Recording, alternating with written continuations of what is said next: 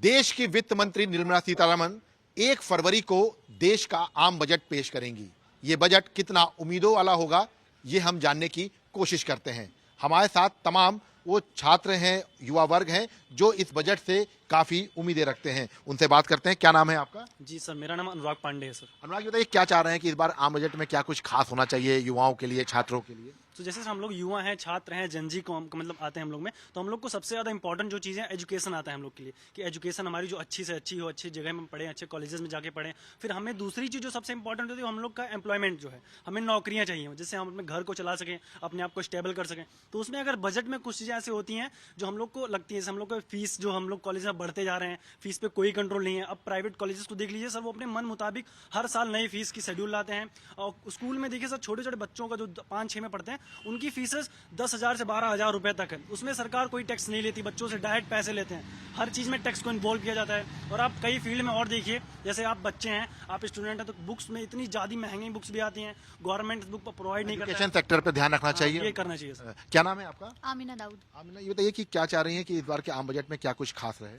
Sir देखिए, education तो पहले है, क्योंकि हम अगर स्टूडेंट है तो हमें तो सबसे पहले एजुकेशन। और अगर दूसरी बात करें तो being a girl, being a lady, हम लोगों को जो एक सबसे ज्यादा पसंद होती है ज्वेलरियां, बहुत पसंद होती है ज्वेलरी। उसमें सोने चांदी का सर रेट इतना बढ़ गया, 1 साल के अंदर देखिए तो लाख के पार चला गया। तो उम्मीद तो यही कर रहे हैं कि इस बार जो सोने का रेट है और चांदी का रेट है वो कम कर दें। आम बजट में सोने का जो दाम है वो थोड़ा सा कम हो। क्या नाम है आपका? आयुषी यादव। आयुषी, क्या चाह रही हैं क्या हो जाए इस बार के आम बजट में जो बिल्कुल पिटारा खुल जाए आप लोग के लिए?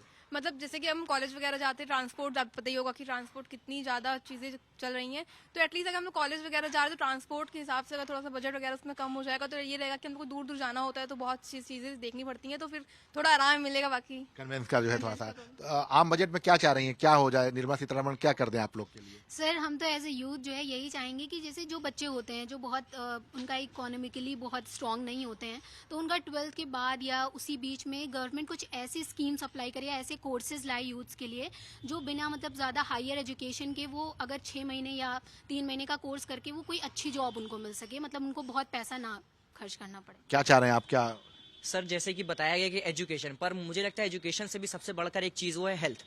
तो हेल्थ में आप देखते हैं हॉस्पिटल है, मेडिसिन है, मेडिसिन इतनी महंगी हो गई कि लोग अफोर्ड नहीं कर पाते हैं। लोग सरकारी में भी जाते हैं, वहाँ भी आप जाएंगे तो फिर ब्लैक में चीज़ें मिल रही हैं। तो सरकार पे कुछ उसको करना चाहिए कि मेडिसिन इतनी सस्ती कर दे कि इंसान बाहर जो ले आराम से ले सकते हैं।